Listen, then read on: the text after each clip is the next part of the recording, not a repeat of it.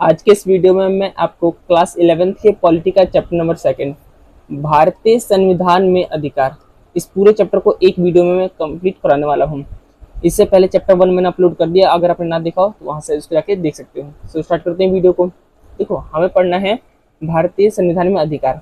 तो पहले जानते हैं कि अधिकार की डेफिनेशन क्या होती है, कि अधिकार का मतलब क्या होता है। तो देखो, अधिकार की बात करें तो अधिकार वह वैधानिक या नैतिक शक्ति है जो व्यक्ति को कानून द्वारा प्रदान किया जाता है, जिससे वह अपने हितों की रक्षा कर सके, इसके अलावा अपना व्यक्तिगत विकास कर सके। तो ये अधिकार की डेफिनेशन हो गया कि अधिकार वह वैधानिक या नैतिक शक्ति है जो व्यक्ति को कानून द्वारा दिया जाता है, जिसके माध्यम से वो अपने हितों की रक्षा कर सके और अपना व्यक्तिगत विकास कर सके।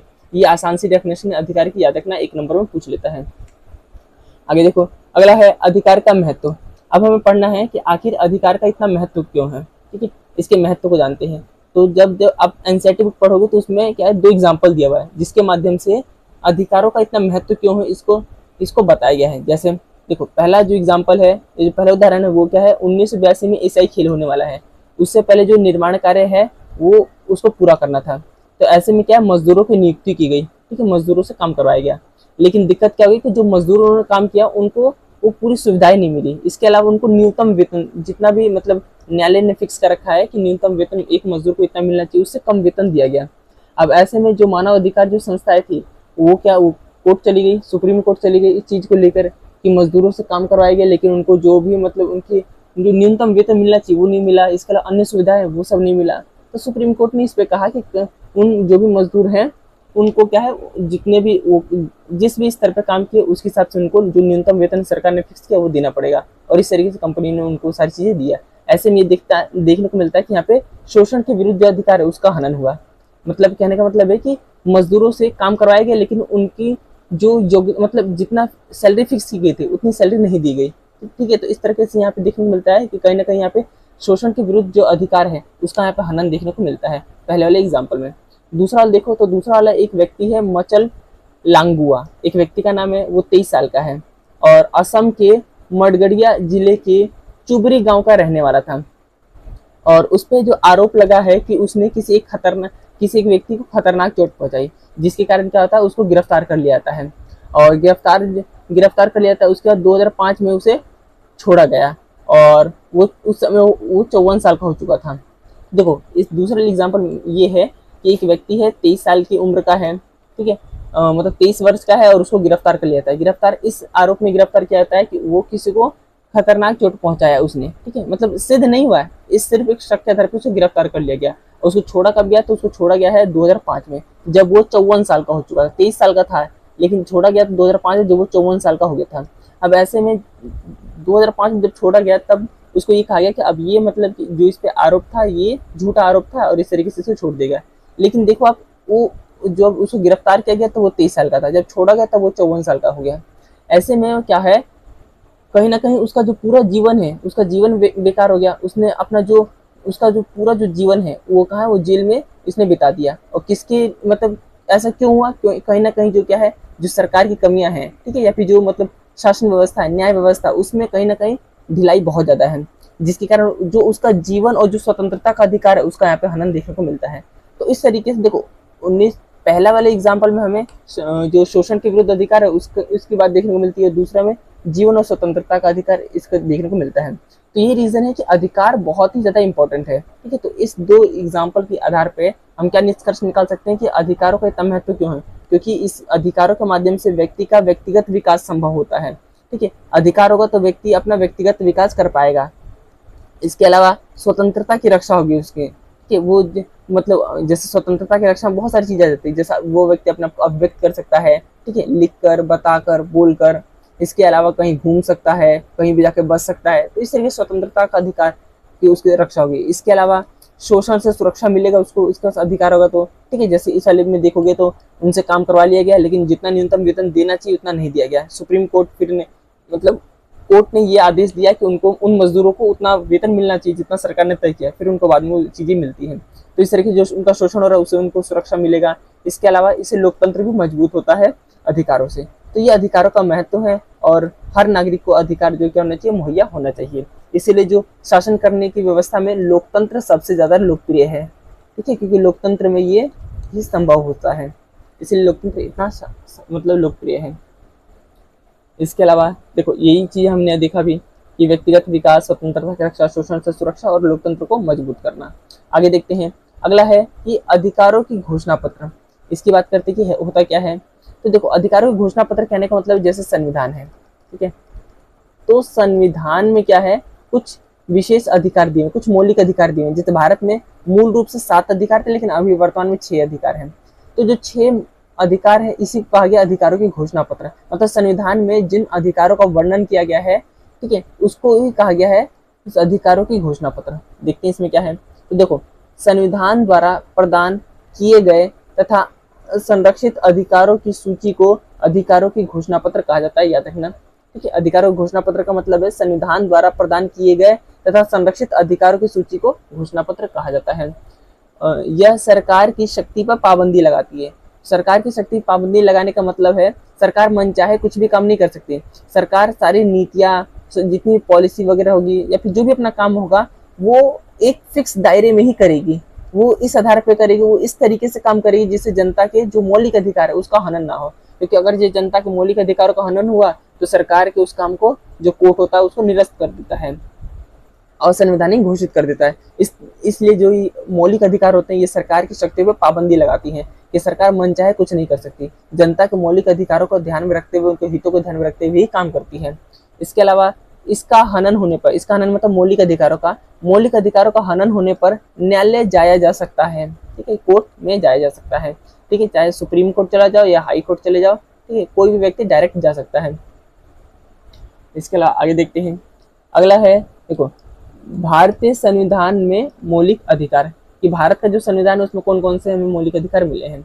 तो सबसे पहले एक ये डेटा याद रखना कि 1928 में मोतीलाल नेहरू समिति, एक समिति का नाम है मोतीलाल नेहरू समिति, इन्होंने क्या किया, अधिकारों के घोषणा पत्र की मांग उठाई थी। सबसे पहले 1928 में ये जो 2024-25 वाला जो सेशन था उसमें ये 1 नंबर में क्वेश्चन पूछा भी हुआ था। ठीक है, तो याद रखना 1928 में मोतीलाल नेहरू समिति ने सबसे पहले अधिकारों के घोषणा पत्र की मांग उठाई थी। और फिर इसी टाइम से ये फिक्स हो गया था कि जब भारत स्वतंत्र हो, क्योंकि 1928 में तो भारत अभी गुलाम था, तो उसी समय से ये बात फिक्स हो गई थी कि जब भारत आजाद हो जाएगा भविष्य में कभी भी, ठीक है, तो उस समय जो हमारा संविधान बनेगा उस संविधान में इन अधिकारों की घोषणा पत्र जरूर होगा। क्योंकि यही रीजन रहता है कि जब भारत आजाद होता है तो हमें कुछ मौलिक अधिकार मिलते हैं। ठीक है, जैसे उस समय जब संविधान बना था उस समय पर 7 मौलिक अधिकार थे नागरिक के पास, लेकिन फिर वर्तमान की बात करें तो वर्तमान में अभी 6 ही मौलिक अधिकार हैं। ठीक है, अभी 7वां एक मौलिक अधिकार कहाँ चला गया, अभी हम आने वाले उसमें पढ़ने वाले हैं। देखते हैं आगे। देखो इसके अलावा एक क्वेश्चन इसमें भी आ जाता है कि मौलिक अधिकार और कानूनी अधिकार में अंतर क्या है। ठीक है, हम मौलिक अधिकार की बात करते हैं, कानूनी अधिकार की बात करते हैं, तो दोनों में अंतर क्या क्या है। ठीक है, देखो पहली बात तो ये है कि जो मौलिक अधिकार होती है इसकी सुरक्षा संविधान करता है। मतलब संविधान खुद इस बात की सुरक्षा करता है कि नागरिकों को ये चीजें मिलनी चाहिए। मौलिक अधिकार की जो सुरक्षा है वो खुद संविधान करता है, संविधान में इसका स्पष्ट रूप से वर्णन है।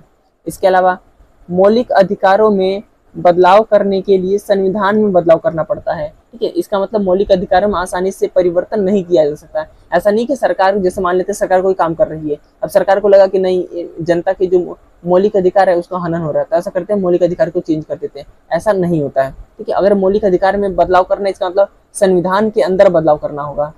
तो इस तरीके की यहाँ पे मतलब कि इसमें परिवर्तन कर माना बहुत मुश्किल है। इसके अलावा सरकार मौलिक अधिकारों के विरुद्ध कार्य नहीं कर सकती। अगर सरकार ने मौलिक अधिकारों के विरुद्ध कार्य किया तो जो क्या है, व्यक्ति है या फिर कोई भी व्यक्ति कोर्ट जा सकता है। और जब न्यायालय को ये लगा कि कहीं ना कहीं सरकार जो है वो दुरुपयोग कर रही है अपनी शक्तियों का या फिर जनता के मौलिक अधिकारों का हनन हो रहा है, तो कोर्ट होती है उस काम को निरस्त कर देती है, उस काम को असंवैधानिक घोषित कर देती है। इसके अलावा मौलिक अधिकारों का हनन होने पर न्यायालय जाया जा सकता है, कोर्ट जा सकते हैं। वही कानूनी अधिकार की बात करें तो कानूनी अधिकार, देखो कानून इन अधिकारों की सुरक्षा करता है, मौलिक अधिकारों की सुरक्षा संविधान करता है। इन कानूनों जो कानूनी अधिकार है इसी को कहते हैं हम आम अधिकार। ठीक है, कानूनी अधिकार जो ये आम अधिकार है इनकी सुरक्षा कानून करता है। इसके अलावा इसमें बदलाव करने के लिए संसद कानून बनाकर कर सकती है। मतलब संसद आसानी से कानून बना के इन कानूनी अधिकार या आम अधिकार में बदलाव कर सकती है, लेकिन मौलिक अधिकार में बदलाव करने के लिए संविधान में बदलाव करना पड़ता है। ठीक है, ये अंतर है। इसके अलावा सरकार आम अधिकारों पर पाबंदी लगा सकती है, जैसे मौलिक अधिकारों पर पाबंदी नहीं लगा सकती। ठीक है। लेकिन अगर जो मतलब कानूनी अधिकार की बात करें तो सरकार इन पे पाबंदियां लगा सकती है। इसके अलावा इन अधिकारों के विरुद्ध सरकार कार्य कर सकती है, ठीक है। कई बार क्या होता है, सरकार को एक्शन लेना होता है तो जो कानूनी अधिकार या आम अधिकार है कुछ टाइम के लिए निलंबित कर दिया जाता है। तो ये अंतर है मौलिक अधिकारों में और कानूनी अधिकारों में। इसके अलावा आगे देखते हैं, देखो आगे बात करें तो वर्तमान में जो भारतीय संविधान है उसमें 6 मौलिक अधिकार हैं, ठीक है। वर्तमान की बात हो रही है। मूल रूप से बात करें कि जब संविधान बना था तब उसमें 7 मौलिक अधिकार था, लेकिन वर्तमान के अंदर केवल 6 ही मौलिक अधिकार हैं। अब एक ही कार्य में पढ़ते हैं, डिटेल से पढ़ते हैं। जैसे पहला है समता या समानता का अधिकार, ठीक है। देखते हैं इसमें क्या है। तो जो ये अधिकार है, ठीक है, समानता का जो अधिकार है, किसी व्यक्ति के साथ जाति, रंग, नस्ल, आस्था अथवा जन्म स्थान के आधार पर किसी भी प्रकार से भेदभाव को रोकता है, ठीक है। समानता का अधिकारी कहता है कि किसी भी व्यक्ति के साथ जाति, रंग, नस्ल, आस्था, जन्म स्थान के आधार पर भेदभाव नहीं किया जाएगा, ठीक है। किसी प्रकार का छुआछूत नहीं किया जाएगा। इस चीज को रोकने का काम करता है समानता का अधिकार। इसके अलावा एक डेटा याद रखना कि अनुच्छेद 16(4) आरक्षण का प्रावधान करता है, ठीक है। जो ये वाला जो संविधान अनुच्छेद है, अनुच्छेद 16(4), ठीक है, ये आरक्षण का प्रावधान करता है। आरक्षण का मतलब होता है किसी एक विशेष जाति या धर्म के लिए किसी चीज को आरक्षित कर देना, ठीक है, इसको कहते हैं आरक्षण। जैसे कहने का मतलब ये है कि जैसे मान लेते हैं अगर हमने कोई एग्जाम लिया, ठीक है, एक हमने एग्जाम लिया जो क्या है 100 नंबर का है। अब ऐसे में अगर हम ये देख लेते हैं कि एक व्यक्ति SC है, एक व्यक्ति ST है और एक व्यक्ति OBC है और एक व्यक्ति जनरल है, ठीक है। इस तरीके से हमने कैटेगरी में बांट दिया। तो होता क्या है, देखो जनरली अगर मतलब कोई भी एग्जाम होता है तो उसमें इस प्रकार से मतलब जाति के आधार पर चीजें बढ़ जाती हैं। जैसे मान लेते हैं जो जनरल वाला है और वो 90% लाएगा तो सेलेक्ट होगा, OBC वाला 85% लाएगा तो सेलेक्ट होगा, जो ST वाला है वो मान लेते हैं 45% लाएगा तो सेलेक्ट हो जाएगा, जो SC वाला है वो 55% लाएगा तो सेलेक्ट हो जाएगा। इस तरीके से अलग अलग मान लेते हैं, हमने इस तरीके से आंकड़े निकाल लिए। इसी को कहते हैं आरक्षण। आरक्षण कहने का मतलब होता है कि एक विशेष वर्ग को, जैसे SC ST होते हैं, ये समाज में बहुत ज़्यादा पिछड़े हुए हैं। तब समाज में बहुत ज़्यादा पिछड़े हुए हैं तो इनको क्या है, जैसे इसके बराबर, जैसे जनरल के बराबर लेकर आना है, तो जनरल के बराबर तभी लेकर आ सकते हैं जब क्या है, इनको हर चीज़ पे छूट मिलेगी, ठीक है। जैसे मान लेते हैं अगर समाज को सुधारना है, समाज को एक बराबर लाना है, जैसे जनरल मान लेते इस स्तर तक पहुंच गए और SC ST अभी इस स्तर पे हैं, तो इनको क्या है आरक्षण के द्वारा इनको आगे लाने का प्रयास किया जाता है, ठीक है। इसलिए जो शिक्षा संस्थान है, ठीक है, या फिर जो बड़े बड़े जो मतलब IAS IPS जैसे जो पद होते हैं उन पे इन वर्गों को मतलब कि आरक्षण दिया जाता है ताकि ये अपने समाज से निकल के इस स्तर तक आ सके और अपने समाज के लिए काम कर सकते हैं, ताकि समाज का हर वर्ग, वो वर्ग जो विकास कर चुका, चलो उसका तो विकास हो ही रहा है, वो वर्ग जो आज भी पिछड़ा हुआ है उसका भी विकास हो, ये आरक्षण का प्रावधान करता है। कई बार एक चीज यहाँ पे आ जाता है कि कई बार ये आता है कि जो आरक्षण है ये भेदभाव कर रहा है, क्योंकि भेदभाव आप यहाँ देख सकते हो, SC वाला ST वाला जो है 45% ला रहा है तो मतलब वो सेलेक्ट हो जा रहा है, और जनरल वाला 90% ला रहा है तो सेलेक्ट हो रहा है, मतलब जनरल वाले के 89% आएंगे तो भी फेल हो जाएगा, ठीक है। तो अगर जब हम इस आधार पे देखें तो कहीं ना कहीं तो भेदभाव हुआ। दो बच्चे हैं, एक बच्चा ST है वो 45% ला रहा है तो वो सेलेक्ट हो जा रहा है, एक बच्चा 89% ला रहा है तो वो सेलेक्ट नहीं हो पा रहा। तो ये तो बहुत बड़ा अंतर है, ये तो फिर गलत बात है। आपको इस आधार पर लग सकता है गलत बात है, लेकिन जो आरक्षण का प्रावधान है वो यही कहता है, इसका जो नेचर है वो बहुत पॉजिटिव है, मतलब इसको इस बेसिस पे लाया गया है क्योंकि हमारे जो समाज है, समाज के अंदर जो अलग अलग जाति अलग अलग स्तर का विकास कर रहा है, ठीक है। जैसे मान लेते हैं जो अपर कास्ट है, इनका विकास बहुत मतलब क्योंकि स्टार्टिंग बहुत समय से इनके पास शिक्षा व्यवस्था अच्छी है, ठीक है, इनके पास संसाधन अच्छे हैं, लेकिन जो SC ST जो पिछड़े हुए वर्ग है ये बहुत समाज से बहुत ज़्यादा पिछड़े हुए हैं। तो इसलिए यही रीज़न है कि अगर जो हम एक चीज़ मान लेते एक जनरल कंपटीशन में सबको लेके आ जाएंगे तो इनके पास संसाधन नहीं है, SC ST का संसाधन नहीं है, संसाधन नहीं है तो वो कंपटीशन से बाहर हो जाएंगे, जिनके पास संसाधन वो कंपटीशन से आगे निकल जाएंगे। यही रीज़न रहता है कि हम एक समान कंपटीशन सबके लिए नहीं कर सकते, क्योंकि समाज का एक वर्ग ऐसा जिसके पास पूरा संसाधन है, एक वर्ग ऐसा जिसका संसाधन नहीं है। तो यही रीज़न है, आरक्षण ये कहता है कि जिनके पास संसाधन नहीं है उनको कुछ विशेष छूट दो ताकि वो भी समाज से बाहर निकल सके, वो भी जो अपनी परिस्थिति है उससे बाहर निकल सके और अपने समाज के लिए काम कर सके। तो ये आरक्षण जो है ये किसी प्रकार से किसी के साथ भेदभाव नहीं करता। आगे देखते हैं, अगला है स्वतंत्रता का अधिकार। देखो जो स्वतंत्रता का अधिकार इसमें क्या क्या आता है, इसमें भाषण और अभिव्यक्ति की स्वतंत्रता की बात की जाती है, इसके अलावा शांतिपूर्व से सभा करने की स्वतंत्रता की जाती है। भारत में कहीं भी आने जाने की स्वतंत्रता की बात होती है। स्वतंत्रता का मतलब होता है आज़ादी, ठीक है, इन रूपों में आज़ादी। इसके अलावा और भी है, जैसे मतलब कोई भी व्यक्ति अपना संगठन बना सकता है, कोई भी व्यक्ति किसी प्रकार का व्यवसाय कर सकता है। जो जितने भी अधिकार हैं, ऐसा नहीं कि अनलिमिटेड मिला है, सारी चीज़ों का लिमिट है। जैसे अब होता, जैसे मान लेते हैं कोई भी व्यक्ति कहीं पे भी मतलब कहीं पे भी जाके रह सकता है, बस सकता है, कोई व्यवसाय कर सकता है। अब कोई व्यक्ति कोई भी व्यवसाय कर सकता है, इसका मतलब ऐसा नहीं कि मान लेते किसी ने गांजे की खेती कर दिया। अब एक किसान है, मान लेते गेहूँ उगा रहा है, स्वतंत्र है, उगा सकता है। अब एक किसान उसने गांजे की खेती कर ली, तो ये गलत है, ये इलीगल है, ठीक है। तो मतलब सारे अधिकार मिले हैं, लेकिन सबकी एक लिमिट है, ठीक है। ऐसा नहीं है कि अनलिमिटेड सारी चीजें मिले। तो स्वतंत्रता का अधिकार में बहुत सारी स्वतंत्रता की बात की जाती है, लेकिन सब पे एक लिमिट है। एक लिमिट में मतलब अपनी अपने अधिकारों का इस तरीके से इस्तेमाल करना ताकि अन्य के अधिकारों का हनन ना हो, ठीक है, तभी वो चीजें मान्य होंगी। इसके अलावा डेटा याद रखना ये कि अनुच्छेद 21 जो है जीवन और व्यक्तिगत स्वतंत्रता के अधिकार की बात करता है। जो हमने जो दूसरा वाला एग्जाम्पल पढ़ा था, जिसमें एक व्यक्ति असम का था, वो 23 साल का था, ठीक है, पर वो जेल चला गया। जब वो छूट के आया तब वो 54 साल का हो गया था। अब इस तरीके से जो इसके बीच का मतलब इस तरीके से जब देखोगे तो लगभग इसके बीच का जो भी मतलब एज मतलब 23 साल में गया था, 54 साल में वापस आया था। इसका मतलब जो अपने जीवन का जो प्राइम टाइम है उसने अपना जेल में बिता दिया। मतलब तो यही रीजन है कि अगर व्यक्ति के पास जीवन और व्यक्तिगत स्वतंत्रता होगा तो इस तरह की चीजें कम देखने को मिलेंगी। इसके अलावा ये भी याद रखना कि निवारक नजरबंदी, इसका मतलब क्या होता है, तो देखो इसके तहत किसी व्यक्ति को शक के आधार पर गिरफ्तार कर लिया जाता है। निवारक नजरबंदी में किसी व्यक्ति ने कोई अपराध नहीं किया है, केवल शक के आधार पर, पुलिस को शक होता है तो शक के आधार पर उसको गिरफ्तार कर लिया जाता है, ठीक है, ताकि वह देश की कानून व्यवस्था और शांति और सुरक्षा व्यवस्था के लिए जोखिम ना बन पाए, ठीक है। पुलिस को लगता है, प्रशासन को लगता है कि ये व्यक्ति जो है देश की कानून व्यवस्था को बिगाड़ सकता है, देश की शांति सुरक्षा को हानि पहुंचा सकता है, इसलिए उसको गिरफ्तार कर लिया जाता है। इसको कहते हैं निवारक नजरबंदी। आगे देखते हैं, अगला है देखो जो तीसरा अधिकार है वो शोषण के विरुद्ध अधिकार।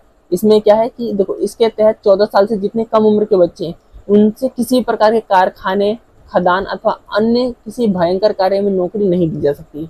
ये बात करता है शोषण के विरुद्ध अधिकार। इसके अलावा किसी भी मजदूर से बंधुआ मजदूरी नहीं करवाई जा सकती, ठीक है। बंधुआ मजदूरी का एग्जाम्पल है जो पहला एग्जाम्पल पढ़ा था। बंधुआ मजदूरी का मतलब होता है कि आपने किसी से काम करवा लिया, उसके बदले उसको पैसे नहीं दिया, या फिर उसको न्यूनतम वेतन से कम पैसे मिल रहे हैं, उसको सारी सुविधाएं नहीं मिल रही, इसे कहते हैं बंधुआ मजदूरी, ठीक है। तो किसी मजदूर से ये भी नहीं करवाई जा सकती। ये शोषण का अधिकार, शोषण के विरुद्ध अधिकार ये बात कहता है। अगला है धार्मिक स्वतंत्रता का अधिकार। इसके तहत ये कहा जाता है कि कोई भी व्यक्ति किसी भी धर्म का पालन कर सकता है, कोई भी व्यक्ति कोई भी धर्म फॉलो कर सकता है, उसके लिए कोई पाबंदी नहीं है। और जो सरकार है सभी धर्मों के साथ एक समान व्यवहार करेगी। और भारत सरकार का कोई राजकीय धर्म नहीं है, मतलब भारत का कोई विशेष राजकीय धर्म नहीं है, भारत के लिए सारे धर्म समान है। और धार्मिक स्वतंत्रता का अधिकारी इस बात की ये बात करता है। देखो जो पांचवा अधिकार है हमारा वो है सांस्कृतिक और शैक्षणिक अधिकार। इसका मतलब ये है कि जो भारतीय समाज में, देखो अब भारतीय जो समाज वो विविधताओं का समाज है, मतलब जाति, धर्म, संस्कृति, भाषा, जीवन शैली, हर आधार पर भारत का समाज विविधताओं से बटा हुआ है। इसलिए जो अल्पसंख्यक है, अल्पसंख्यक को अपनी संस्कृति को बनाए रखने के का भी एक मौलिक अधिकार दिया गया है।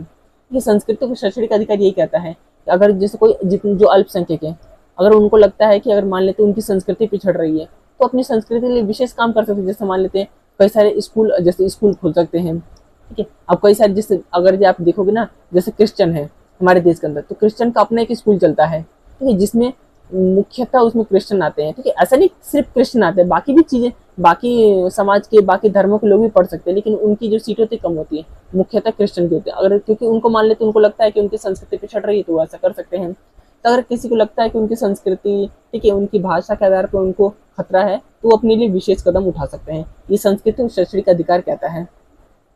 इसके अलावा ये देखो अल्पसंख्यक की बात करें कि आखिर अल्पसंख्यक होते कौन है, तो अल्पसंख्यक वह वर्ग होता है जिसकी अपनी एक भाषा अथवा धर्म होता है और देश के किसी एक भाग में अथवा पूरे देश की आबादी के आधार पर वह दूसरे समूह से छोटा होता है। मतलब कहने का मतलब जो अल्पसंख्यक है, भारत के संदर्भ का एग्जाम्पल ले तो उसमें जो हिंदू वर्ग है ये बहुसंख्यक है। इसके अलावा हिंदू के अलावा जो मुस्लिम हो गए, क्रिश्चियन हो गए, बौद्ध हो गए, जैन हो गए, ठीक है, जितने भी जो है ये सारे के सारे अल्पसंख्यक कहलाएंगे। इसके अलावा जो छठा है और जो लास्ट हमारा अधिकार है वो संवैधानिक उपचारों का अधिकार। ये अधिकार मुख्य विशेषता इस बात का है, जैसे जितने हमारे 5 ऊपर का अधिकार हमने पढ़ा है उन सबकी रक्षा करने का काम ये करता है संवैधानिक उपचारों का अधिकार। कहने का मतलब अगर जो ऊपर के किसी भी 5 अधिकारों का हनन होता है तो ये अधिकार हमें पावर देता है कि हम कोर्ट जा सकते हैं। ठीक है, इसके तहत अगर किसी व्यक्ति के किसी भी मौलिक अधिकार का हनन होता है तो वह न्यायालय जा सकता है। इस बात की पावर देता है संवैधानिक उपचारों का अधिकार। इसके अलावा ये भी याद रखना कि डॉक्टर अंबेडकर ने इस अधिकार को संविधान का हृदय और आत्मा की संज्ञा दी है। ये बहुत बार एग्जाम में पूछ रखा है। आगे देखते हैं। देखो अगला अब हमें पढ़ना है रिट के बारे में, रिट या प्रादेश के बारे में। देखो रिट का मतलब क्या होता है, जैसे मान लेते किसी भी प्रकार के मौलिक अधिकार का हनन होता है, तो जब जो ये मौलिक अधिकार का हनन होता है तो ऐसे में कोई व्यक्ति न्यायालय या कोर्ट जा सकता है।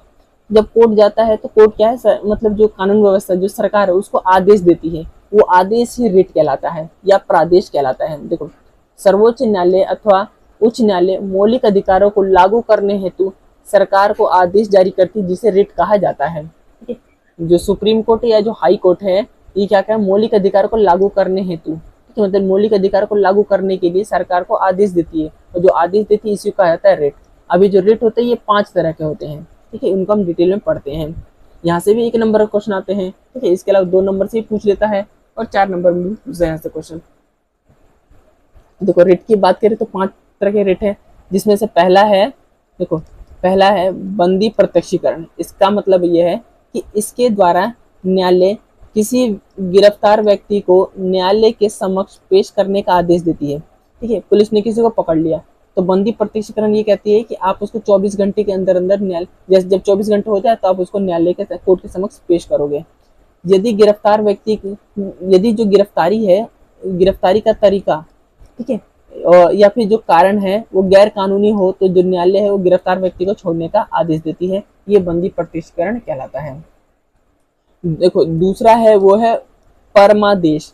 यह आदेश तब जारी किया जाता है जब न्यायालय को लगता है कि कोई सार्वजनिक पदाधिकारी अपने कानूनी तथा संवैधानिक दायित्व का पालन नहीं कर रहा है। ठीक है, अगर ये तब जारी किया जाता है जब क्या है, कोई जो है नौकरशाह का मतलब जो सरकारी पद पे किसी न किसी पद पे बैठा हुआ है, वो व्यक्ति अपना दायित्व का पालन नहीं कर रहा, तब परमादेश जारी किया जाता है। ठीक है, तीसरा है, देखो तीसरा जो है वो है निषेध आदेश। इसका मतलब ये है, इसको तब जारी किया जाता है जब कोई निचली अदालत अपने अधिकार क्षेत्र का अतिक्रमण करके, मतलब मान लेते एक निचली अदालत है, उसके क्षेत्र में वो कोई विषय आता नहीं है लेकिन फिर भी वो उसको सुनवाई कर रहा है, ये कहलाता है अतिक्रमण करके किसी मुकदमे की सुनवाई करती है तो ऊपरी अदालत ऐसा करने से रोकने हेतु निषेध आदेश जारी करती है। ठीक है, ये निषेध आदेश है। चौथा जो है अधिकार प्रेक्षा।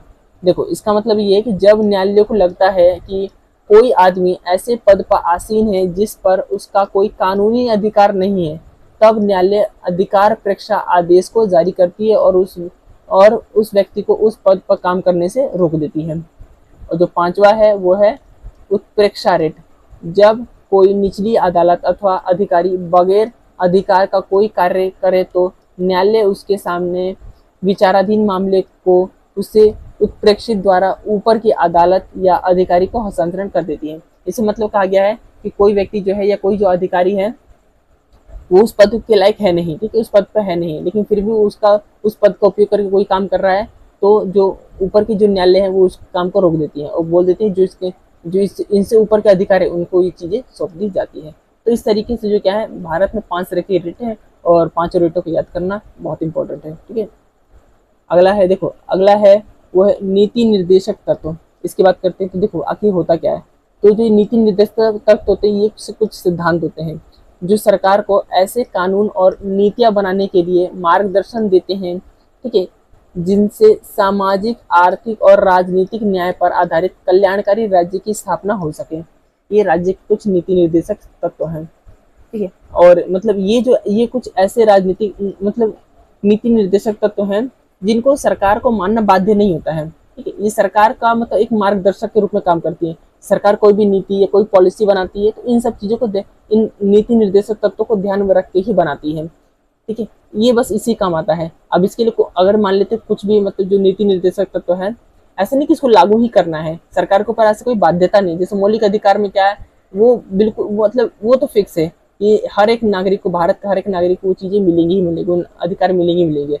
अगर किसी को लगता है कि वो अधिकार नहीं मिल रहा है या उसके अधिकार का हनन हो रहा है तो कोर्ट जा सकता है, लेकिन नीति निर्देशक तत्वों में जो बातें आती हैं, सरकार तो बाध्यकारी नहीं है, सरकार का मन है, माने तो माने, ना माने तो ना माने, आप उसको मनाने के लिए कोर्ट नहीं जा सकते, ठीक है। और जो ये होते हैं, जो नीति निर्देशक तत्व होते हैं, ये वाद्य योग्य नहीं होते हैं। वाद्य योग्य का मतलब होता है आप कोर्ट नहीं जा सकते, ठीक है। वाद्य योग्य नहीं का मतलब कोर्ट नहीं जा सकते। अगर लिखा होता है वाद्य योग्य, जैसे मौलिक अधिकार केवल वाद्य योग्य है, वाद्य योग्य का मतलब अगर आपको मौलिक अधिकारों को लगता हनन होता है, कोर्ट चल जाओ, लेकिन नीति निर्देशक तत्व के संदर्भ में आप कोर्ट नहीं जा सकते। इसके अलावा देखो, नीति निर्देशक तत्वों की सूची में 3 मुख्य चीजें आती हैं। पहला, वे लक्ष्य तथा उद्देश्य जो एक समाज के रूप में हमें मंजूर करना चाहिए। दूसरा, वे अधिकार जो नागरिकों को मौलिक अधिकारों के अतिरिक्त मिलना चाहिए। और जो तीसरा है, वे नीतियां जिन्हें सरकार को मंजूरी करना चाहिए। ये नीति निर्देशक तत्व में 3 मुख्य चीजें आती हैं। आगे देखते हैं। देखो, नीति निर्देशक तत्व और मौलिक अधिकारों में संबंध, इनमें संबंध क्या है? नीति निर्देशक तत्व और मौलिक अधिकार, पहले तो अंतर समझते हैं कि अंतर क्या है। देखो, मौलिक अधिकार क्या है? ये सरकार के कार्यों पर अंकुश लगाती है, ठीक है। और जो ये व्यक्ति के अधिकारों को संरक्षित करती है। व्यक्ति के अधिकार का मतलब व्यक्तिगत अधिकारों को संरक्षित करती है। हर एक व्यक्ति के मौलिक अधिकार है, उसको संरक्षण की बात करता है। और ये बाध्य योग्य होता है, मतलब कोर्ट में जाया जा सकता है इसका हनन होने पे। लेकिन वही नीति निर्देशक तत्वों की बात करें तो यह सरकार को नीतियां बनाने में मार्गदर्शन का काम करती है, ठीक है। देखो, ये सरकार की शक्ति पर अंकुश लगा रही है, ये सरकार का मार्गदर्शन कर रही है नीति निर्देशक तत्व। इसके अलावा मौलिक अधिकार क्या कर रहा है? तो व्यक्तिगत अधिकारों का संरक्षण करता है। लेकिन ये क्या करता है? नीति निर्देशक जो तत्व होते हैं, ये व्यक्तिगत से इनका कोई लेना देना नहीं है, यह पूरे समाज की भलाई की बात करता है।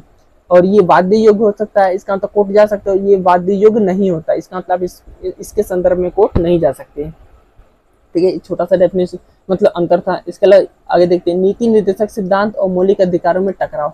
कई बार क्या होता है, सरकार जो है नीति निर्देशक तत्वों को लागू करते समय उनके सामने एक समस्या आ जाती है कि वहाँ पे मौलिक अधिकारों का हनन होने लगता है लोगों का, ठीक है। जैसे एक छोटा सा एग्जाम्पल है कि स्टार्टिंग में क्या है, देखो स्टार्टिंग में हमारे पास 7 मौलिक अधिकार थे।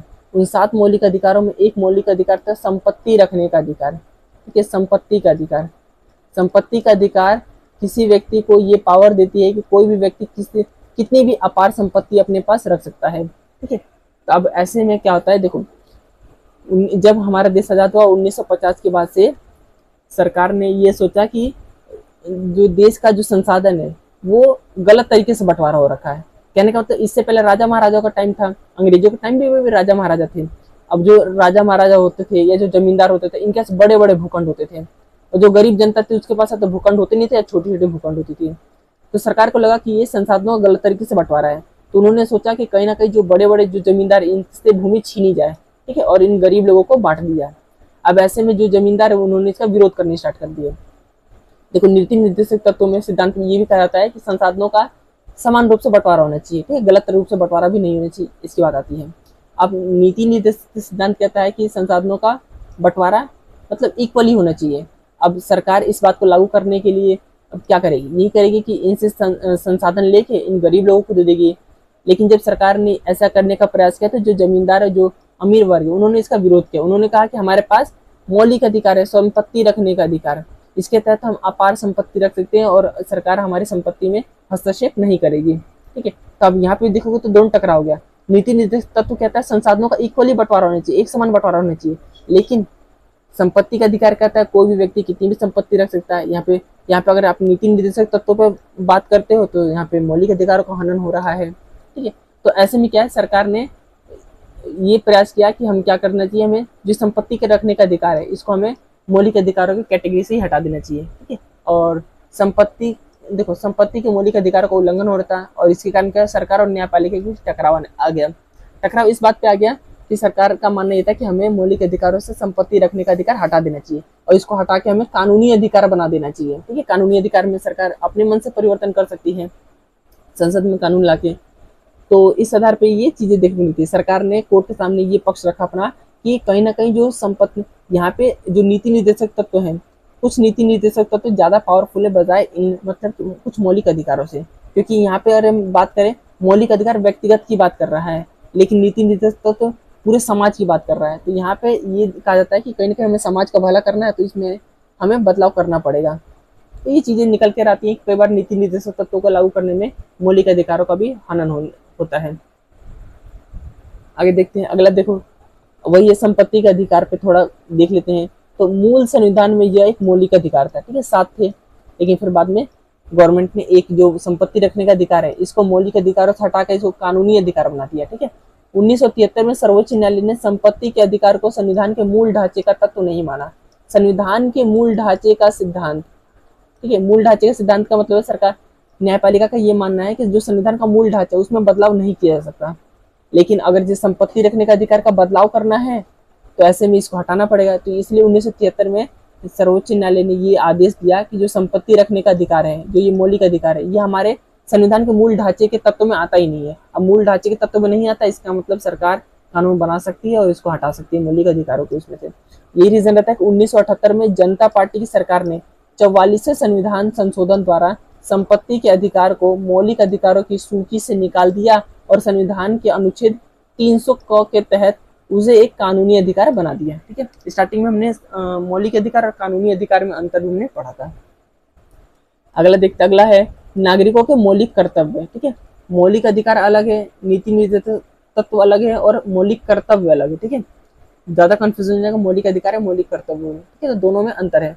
मौलिक अधिकार हमें, जैसे एक व्यक्ति जन्म लेते हैं उसको सारे मौलिक अधिकार मिल जाएंगे, लेकिन मौलिक कर्तव्य कोई वैसा नहीं, मतलब ऐसा नहीं कि मौलिक कर्तव्य का, हालांकि मौलिक कर्तव्य में बस कुछ चीजों का पालन करने को आता है, ठीक है, ये बाध्यकारी नहीं है, इसके लिए भी आप कोर्ट नहीं जा सकते या सरकार पे ब्लेम नहीं लगा सकते कि इनको आप लागू करो, ठीक है। जैसे 1976 में संविधान का 42वां संविधान संशोधन हुआ, ठीक है, मतलब 1946 में संविधान में 42वां बार संशोधन किया गया और इस संशोधन से संविधान में नागरिकों के मौलिक कर्तव्य की सूची का समावेश किया गया, मतलब मौलिक कर्तव्य को जोड़ा गया 1976 में 42वां संविधान संशोधन द्वारा, जिसमें 10 मौलिक कर्तव्य थे, ठीक है। परंतु वर्तमान में 11 है, मतलब बाद में एक और ऐड कर दिया गया।